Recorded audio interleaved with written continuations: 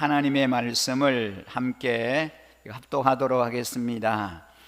누가복음 8장 40절 말씀부터 56절까지의 말씀입니다. 누가복음 8장 40절 말씀부터 우리 함께 합독을 하겠습니다. 예수께서 돌아오시니 무리가 그를 환영하였다. 그들은 모두 예수를 기다리고 있었던 것이다. 그때에 야이로라는 사람이 왔다. 이 사람은 해당장이었다. 그가 예수의 발 앞에 엎드려서 자기 집으로 가시자고 간청하였다. 그에게 12살쯤 된 외동딸이 있는데 그 딸이 죽어가고 있었기 때문이다. 예수께서 야이로의 집으로 가시는데 무리가 예수를 밀어댔다. 무리 가운데 12해 동안 헬루증으로 앓는 여자가 있었는데 의사에게 재산을 모두 다 탕진하지만 아무도 이 여자를 고쳐주지 못하였다. 이 여자가 뒤에서 다가와서는 예수의 옷술에 손을 대니 곧 출혈이 그쳤다. 예수께서 물으셨다. 내게 손을 댄 사람이 누구냐?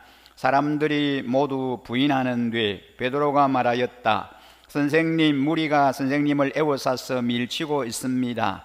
그러자 예수께서 말씀하셨다. 누군가가 내게 손을 댔다. 나는 내게서 능력이 빠져나간 것을 알고 있다.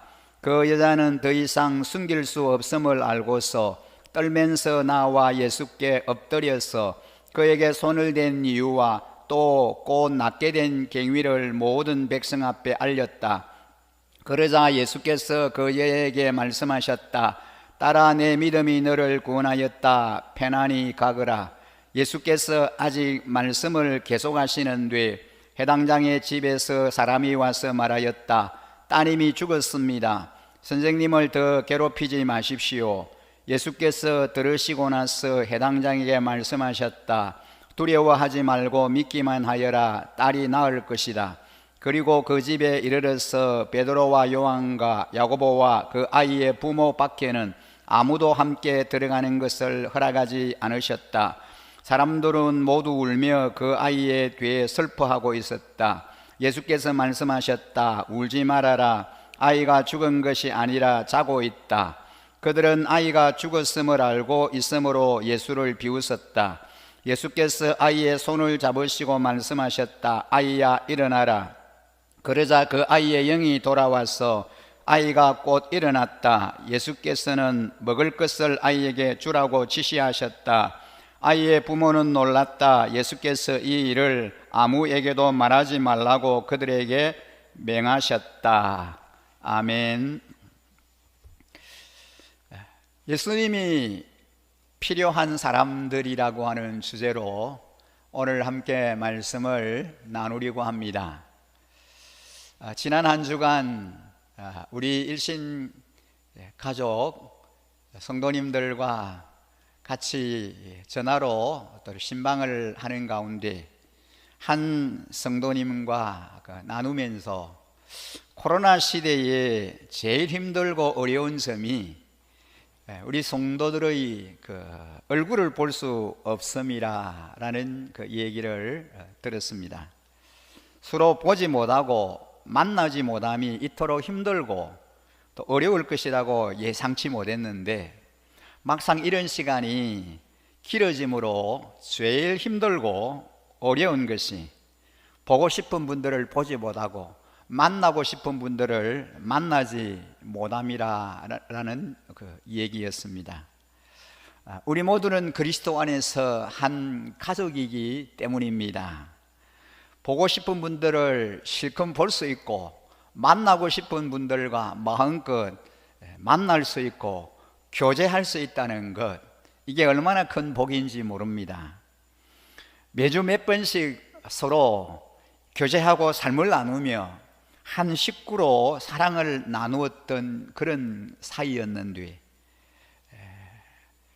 이런 교제가 또 이런 사귐이 단절됨으로 오는 허전함과 아쉬움이 생각보다 훨씬 심하다라는 얘기였습니다. 우리는 주님 안에서 한 가족, 한 식구로 함께 울고 함께 웃고 기쁨과 슬픔을 함께 나누었던 그런 관계였습니다. 그런데 이 아름다운 교제와 사귐이 단절됨으로 인하여 우리에게 찾아오는 이 허전함과 상실감이 의외로 크다는 것입니다. 우리는 현장에서 함께 얼굴을 대하며 예배하기를 기대하면서 하나님 앞에 기도하는 중에 이번 주일부터 자석수의 20% 인원이 예배 현장에 나와서 예배할 수 있도록 이렇게 좀 조치가 완화되었습니다. 그래서 우리는 각 예배마다 65명 정도 이렇게 함께 예배할 수 있는 그런 상황이 된 것이지요. 1부, 2부, 3부 예배에 함께 현장에서 우리가 예배의 자리에 참여하면서 현장감 있는 예배를 영과 진리로 하나님 앞에 올려드리고 싶습니다. 우리 주님은 영과 진리로 우리에게 예배하라고 말씀하셨습니다.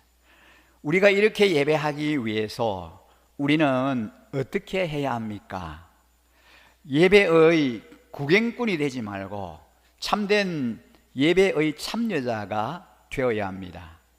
우리는 예배하면서 건성으로 예배하지 않고 예배에 우리의 모든 삶을 집중해서 정말 하나님 앞에 최선을 다하는 예배를 하나님께 올려드려야겠습니다.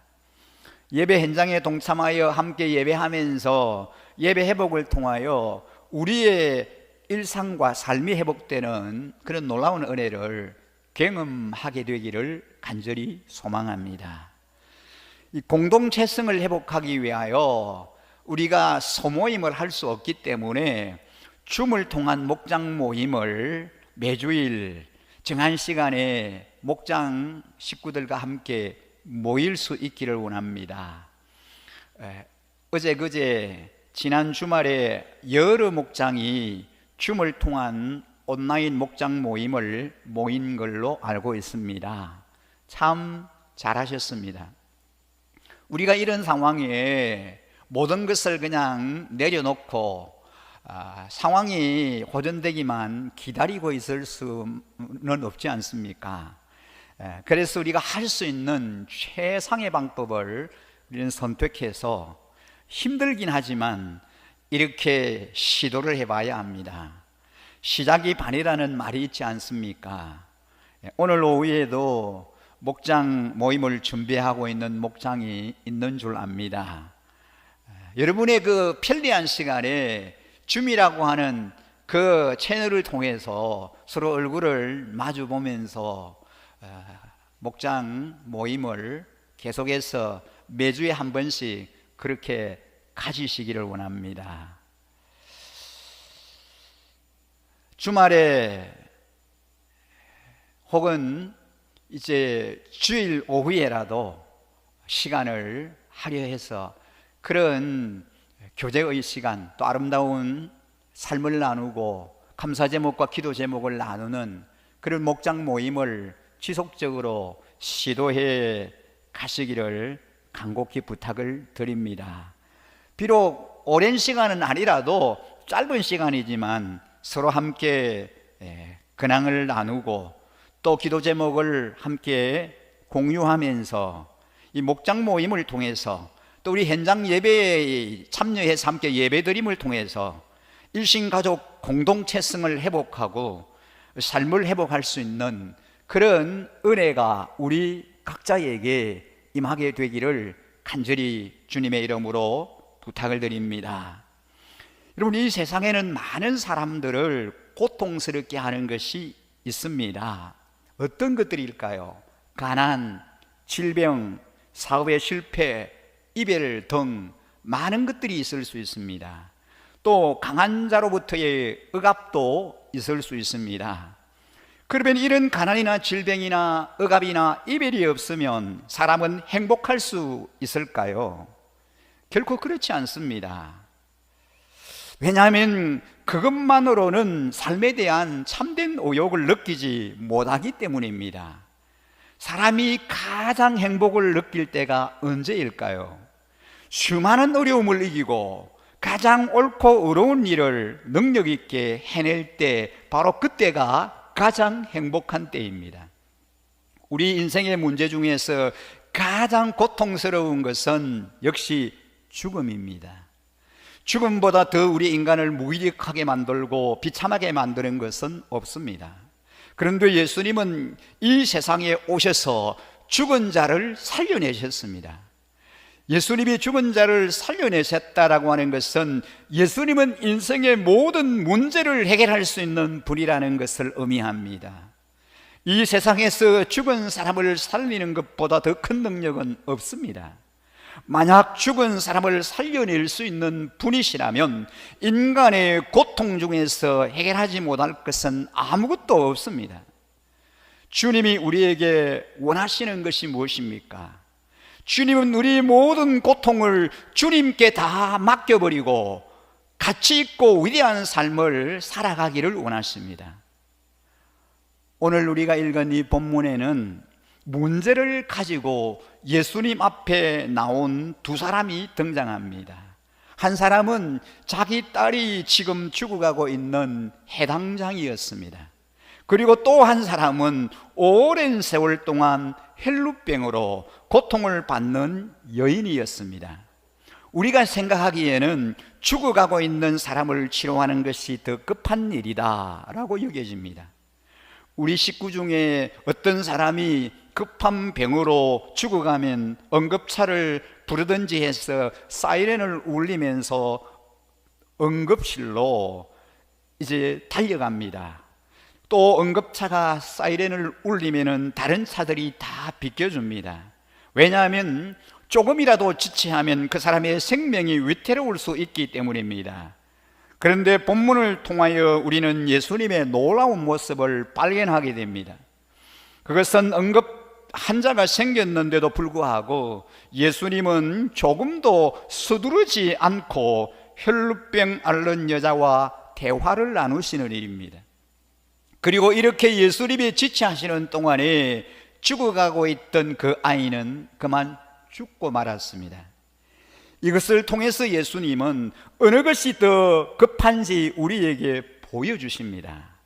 예수님께서 이방인의 땅인 그라사에서 귀신 들린 사람을 고치고 다시 갈릴리로 돌아오셨을 때에 많은 사람들이 예수님을 기다리고 있었습니다. 이것은 그들에게 예수님이 필요한 분이 되었다라는 뜻입니다. 문제는 예수님은 한 분이신데 예수님을 필요로 하는 사람들은 너무나 많다라는 것입니다. 그때 어느 누구보다도 예수님을 긴급하게 기다리는 사람이 있었습니다. 그 사람은 예수님의 발 앞에 엎드려 예수님이 자기 집에 오셔서 자기의 딸의 병을 치료해 주시기를 간청했습니다. 여기서 우리는 몇 가지 중요한 생각을 해볼 수 있습니다. 우선 해당장은 유대인의 해당을 운영하는 최고 책임자입니다. 야이로는 해당장으로 유대 사회에서 상당히 명성이 있는 사람이었습니다. 그런 사람이 아직 사회적으로 공식적인 직책이 전혀 없는 예수님의 발 앞에 엎드려 자기 집에 오셔서 딸의 병을 고쳐주시기를 간청하는 것입니다. 이것은 그가 오직 예수님만이 딸의 병을 고칠 수 있다라는 믿음이 있었음을 의미합니다. 또한 딸의 병을 고치기 위해서는 자신의 모든 사회적인 직책이나 명성도 포기할 수 있다라는 뜻입니다. 이 사람이 예수님과 같은 시대에 살았다는 것은 너무나 큰 축복입니다. 왜냐하면 자녀가 중병에 들렸을 때 예수님 앞에 나아갈 수 있었기 때문입니다. 그렇지만 해당장 야이로의 경우에 예수님 앞에 나아가기 위해서는 넘어야 할 장애물이 많이 있었습니다. 그런 사회적인 명성이라는 장애를 뛰어넘어야 합니다. 우리 시대에도 어떤 부모님들은 자기 자식 중에 심각한 장애를 가진 아이가 있을 때에도 그것을 부끄러워하며 숨길 때가 있습니다. 마찬가지로 그 당시에도 부모들 중에는 자신의 체면이나 사회적인 명성 때문에 아이가 아픈 것도 드러내지 못하고 감추는 경우도 많이 있었을 것입니다. 그런데 이 야이로라는 사람은 예수님의 소문을 듣고 딸을 위해서 해당장의 직책이라든지 명성을 포기할 각오를 했습니다. 해당장 야이로는 예수님의 발 앞에 엎드렸습니다. 이것이 얼마나 귀한 믿음인지 모릅니다. 그런데 예수님은 이 해당장의 적극적이고 간절한 믿음을 칭찬하지 않으셨습니다. 오히려 무시하는 것 같은 태도를 보이십니다. 우리 같으면은 사정이 그렇게 급하냐 하면서 거의 뛰다시피 해서 이 해당장의 집으로 달려가 아이를 치료했을 것입니다. 그러나 예수님은 일부러 속도를 늦추셨고 또 중간에 다른 일들의 시간을 허비하셨습니다. 그리고 그동안 아이는 죽어버리고 말았습니다. 이런 예수님의 모습은 해당장의 간절한 믿음에 비하여 너무나 무성의하게 보입니다. 그러나 이런 예수님의 행동은 해당장의 믿음을 무시한 것이 아닙니다. 해당장의 요청을 무시한 것처럼 보이시고 치료를 지연시킴으로써 그 믿음을 한 단계 더 높은 수준으로 끌어올리신 것입니다. 우리는 우리 주위에서 가족이나 사랑하는 교인들이 중병에 걸렸을 때 예수님이 옆에 계셨더라면 하는 그런 생각을 할 때가 많이 있습니다. 왜냐하면 우리는 예수님이 아니기 때문입니다. 우리에게는 그런 전능한 능력이 있지 않기 때문입니다. 우리는 기도한다고 하지만 고칠 수 없는 병들이 많이 있습니다. 그러나 우리가 알아야 할 것은 예수님 당시에도 모든 병자들이 예수님을 다 만날 수 있었던 것은 아니라는 사실입니다. 해당장 야이로는 예수님이 호수를 건너가셨을 때 그분이 다시 오시기를 간절히 기다렸습니다. 해당장이 예수님을 빨리 만나기 원했던 소원은 드디어 이루어졌습니다. 그러나 예수님을 만났다고 해서 그 딸이 즉시 나은 것은 아닙니다. 왜냐하면 예수님을 모시고 집으로 가는데 시간이 걸렸기 때문입니다. 여기서 역시 유대인들의 신앙의 한계를 볼 수 있습니다. 유대인들은 예수님이 직접 환자에게 손을 얹어야 병이 낫는다라는 생각을 했습니다. 예수님을 믿는 많은 사람들이 있습니다. 그러나 모두가 같은 믿음을 가진 것은 아닙니다. 만약 어떤 사람이 모든 결과를 다 확인하고 나서야 믿는다면 그 사람은 더디 믿는 사람입니다. 예수님은 그런 사람들에게 더디 믿는 사람들이다라고 책망하셨습니다. 그 이유는 사람들이 눈으로 보이는 결과만을 믿었기 때문입니다. 예수님이 우리에게 요구하시는 것은 그런 믿음이 아닙니다. 예수님의 위대한 말씀이 선포되었을 때에 이미 눈에 보이지 않는 곳에서 하나님의 능력이 나타나고 있음을 믿어야 합니다. 지난번에 우리가 생각했던 백부장의 믿음, 바로 그런 믿음 말입니다. 손을 얹어서 안수하고 기도하지 아니하셔도 말씀 한마디면 얼마든지 능력이 나타나고 치료가 나타난다라고 하는 그런 믿음 말입니다. 예수님은 우리가 그런 믿음을 소유하기를 원하십니다. 예수님은 우리의 믿음의 분량에 따라 축복하십니다. 해당장의 경우에도 마찬가지입니다. 만일 그가 예수님의 말씀만으로도 능력이 나타날 줄 믿었다면 예수님은 그 믿음대로 능력의 말씀을 그에게 주셨을 것입니다. 그러나 해당장은 예수님을 자기 집에 모셔가길 원했습니다. 모시고 가서 죽어가는 그 딸에게 안수하고 기도해서 그렇게 낫게 해달라는 그런 심사였습니다. 그 요청에 따라 예수님은 해당장과 함께 동행하게 됩니다. 이처럼 모든 사람은 자신의 믿음에 따라서 응답받게 됨을 알 수 있습니다. 그런데 예수님이 이 해당장의 집으로 가는 동안에 예수님의 은혜를 가로채는 사람이 나타났습니다. 그 사람은 12해를 혈루증으로 알아온 불쌍한 여인이었습니다. 헬루증이라고 하는 것은 여성이 심하게 하해를 하는 병입니다. 이렇게 화해하는 여자는 보통의 경우에 심한 악성 빈혈로 고통을 받게 됩니다. 여기서 악성 빈혈이라고 하는 것은 단순히 어지러운 것만을 말하지 않습니다. 여성들이 악성 빈혈이 있으면 금세 노쇠 현상이 일어나게 됩니다. 얼굴은 창백하게 되고 조금만 움직여도 숨이 차고 머리카락과 손톱이 빠지는 증세가 나타납니다. 하지만 이 여자가 당한 것은 육체적인 질병뿐이 아니었습니다.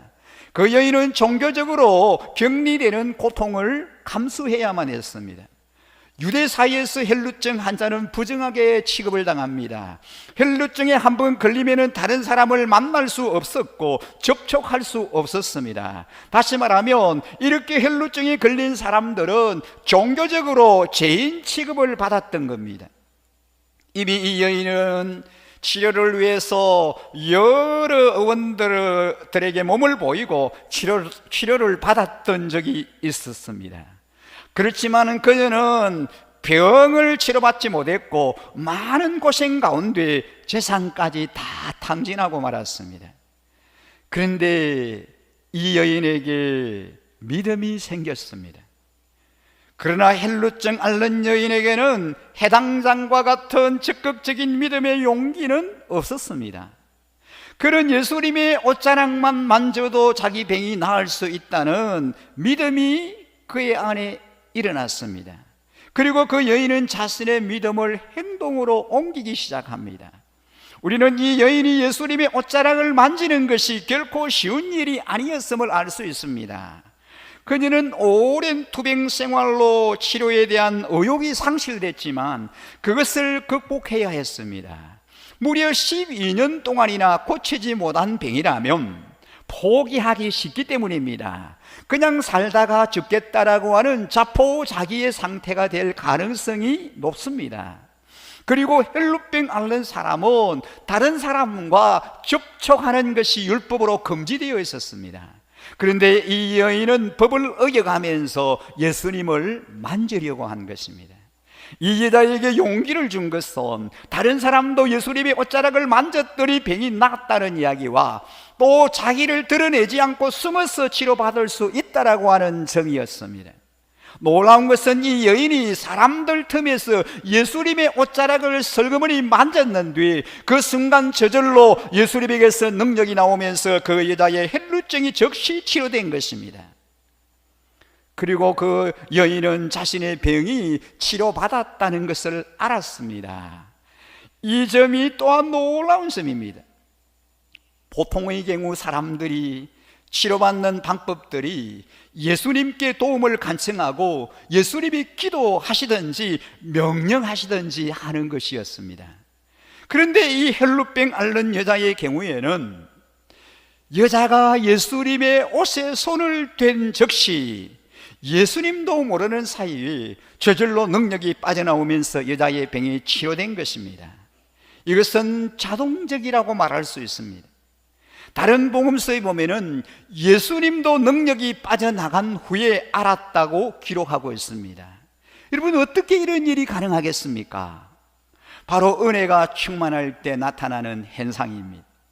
예수님은 늘 성령이 충만하셨기 때문에 이 병든 여자가 믿음으로 예수님께 손을 대자 능력이 흘러넘쳤습니다. 이것이 바로 믿는 자들의 복입니다. 예수님은 은혜와 진리가 흘러넘치며 능력이 충만하시기 때문에 손을 대기만 해도 거의 논스톱으로 능력이 우리에게 흐르게 됩니다. 우리가 부르짖으면 자동적으로 하나님의 은혜와 능력이 우리에게 흘러들어오게 됩니다. 성경에서 하나님의 능력을 체험했던 사람들이 가만히 있었던 사람들이 아니었음을 알 수 있습니다. 해당장은 자기 딸의 병을 고치기 위해서 모든 사회적인 명성을 포기하고 예수님의 발 아래 무릎을 꿇고 예수님을 집으로 모셨습니다. 그리고 헬루증 앓는 여자는 많은 사람들이 밀고 땡기는 그런 가운데 아무도 모르게 예수님께 접근해서 결국 예수님의 옷에 손을 대어서 병이 낫게 되었습니다. 근데 여기에 문제가 생겼습니다. 예수님을 필요로 하는 사람은 많은데 예수님의 몸은 하나뿐입니다. 예수님이 헬루증 앓는 여인을 만나시는 동안에 해당 장의 딸은 죽어버렸습니다. 우리가 여기서 생각해 봐야 할 것이 있습니다. 지금 해당 장의 딸은 응급 환자입니다. 그런데 헬루증 앓는 여인이 예수님의 옷에 손을 대므로 먼저 고침을 받았다는 사실입니다. 여기서 우리가 알 수 있는 것이 무엇입니까? 은혜 받는 데는 양보라는 것이 없다는 것입니다. 예수님의 능력을 받는 데에서 체면이나 양보 같은 것은 없습니다. 도저히 틈이 생기지 않았는데도 비집고 들어가서 예수님을 붙잡으면 고침을 받게 됩니다. 만약에 헬루증 앓는 여인이 괜시리 예의를 차린답시고 예수님의 해당 장의 딸을 살릴 때까지 기다리기로 했다면 기회를 놓쳤을지도 모릅니다. 왜냐하면 예수님의 행동은 예측할 수 없었기 때문입니다. 언제 배를 타고 미친 사람을 고치기 위해서 이방 땅으로 가실지 모르기 때문입니다. 그래서 은혜라는 것은 은혜가 임할 때 무조건 붙들어야 합니다. 은혜 받을 때에 그 은혜를 붙잡아야 합니다. 그때를 놓치면 언제 다시 그런 축복의 때가 올지 모르기 때문입니다. 이처럼 천국은 저돌적으로 공격하는 사람이 먼저 은혜를 받게 되어 있습니다. 그래서 천국은 침노하는 자의 것이다 라고 말씀하셨지 않습니까? 은혜가 바로 그런 것입니다. 사랑하는 우리 일신가족 여러분, 우리에게는 주님의 은혜가 많이 필요한 때입니다. 우리가 살아가는 바로 이 시간 주님의 은혜가 절실한 때입니다. 코로나19로 오랜 시간 정상적인 삶을 살지 못했고 개인뿐 아니라 가족 공동체와 나아가 교회 공동체 모두 일상의 삶을 용이하지 못한 지가 오래되었습니다. 무엇보다도 주님과의 영적인 교제와 친밀함이 단절된 가운데 오랫동안을 지내왔습니다. 그래서 우리는 영적으로 많이 다운되어 있고 침체되어 있습니다. 우리에게는 회복이 필요한 때입니다. 개인의, 우리 가정의, 공동체의 영적인 회복이, 삶의 회복이 절실한 때입니다. 영적인 회복을 위해서 우리는 힘쓰고 애써야 합니다. 그래서 금년 이 한 해를 시작하면서 주여 우리에게 회복의 은혜를 주옵소서 라고 우리는 하나님 앞에 간절히 부르짖고 있습니다. 영적인 회복을 위해서 특별한 시간을 우리가 가지고 있습니다. 신년 초부터 온라인 특별 기도회를 준비해서 새벽과 저녁 기도의 시간을 가졌습니다. 2월 첫날을 맞이하면서 이제 6월 1일부터 내일부터 한 주간 특별한 기도회를 선포하고 새벽과 저녁 시간에 영적 회복의 기회를 함께 가지려고 합니다. 이번에는 현장에 나오셔서 함께 은혜의 시간을 갖게 될 것입니다. 현장에 나오기 어려우신 성도님들은 온라인으로 은혜의 자리에 함께 하실 수 있습니다. 예수님은 자신에게서 능력이 나간 후에 이 여자를 찾으셨습니다.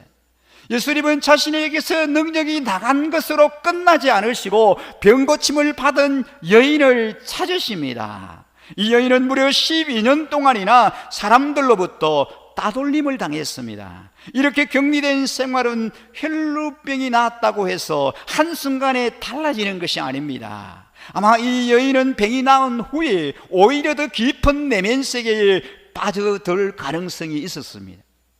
예수님은 만약 이 순간을 놓치신다면 다시는 이 여인을 만나기가 어려울 것이라는 것을 아시고 이 여인의 마음의 문이 열린 이 순간을 놓치지 않고 그를 만나주신 것입니다.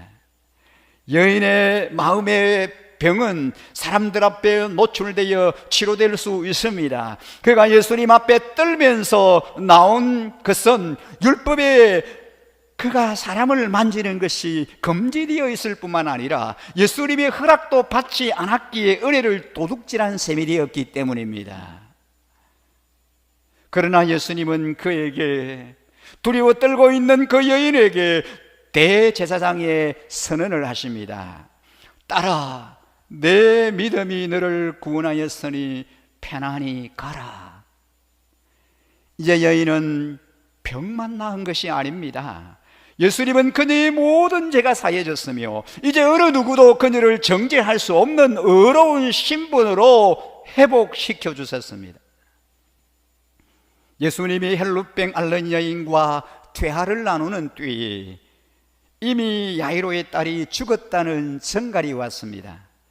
야이로의 집에서 이런 전갈이 온 것을 보면 이미 이 해당장의 집에서 예수님께 도움을 요청할 것인지 논란이 있었다는 것을 알 수 있습니다.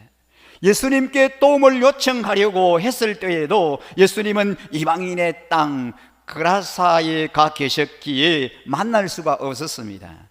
이 해당장은 예수님이 오시기를 기다렸고 기다리는 동안의 시간이 늦어졌습니다. 그런데 길을 오는 동안에 예수님이 더 지체하심으로 이 아이가 그만 죽어버렸습니다. 이 해당장은 예수님을 기다리고 예수님을 의지했기 때문에 아이가 죽게 된 겁니다. 이럴 때는 이런 생각이 들 수 있습니다. 만일에 예수님을 믿지 않았더라면 오히려 아이를 살릴 수 있지 않았을까라고 하는 생각입니다. 예수님을 의지했다가 실패하는 사람들의 안타까움이 차라리 예수님을 기대하지 않았다면 진작 다른 인간적인 방법이라도 썼을 텐데 괜히 예수님을 기다리는 바람에 다른 방법은 써보지도 못하고 시간만 낭비했다라는 겁니다. 그런데 예수님은 낙심하는 이 해당장에게 두려워 말고 믿기만 하라고 말씀하십니다. 이 말씀은 오늘을 살아가는 우리에게도 동일하게 주시는 말씀입니다. 우리는 주님을 믿기 때문에 좋은 기회를 놓칠 때가 많습니다. 그때 예수님만 의지하기보다는 더 늦기 전에 세상적인 방법을 써보고 싶은 그런 유혹을 받습니다. 그러나 한번 예수님을 의지했으면 끝까지 주님을 의지해야 합니다. 주님만 붙들어야 합니다. 왜냐하면 예수님이 우리를 바로 돕지 않으시고 지체하는 것은 반드시 이유가 있기 때문입니다.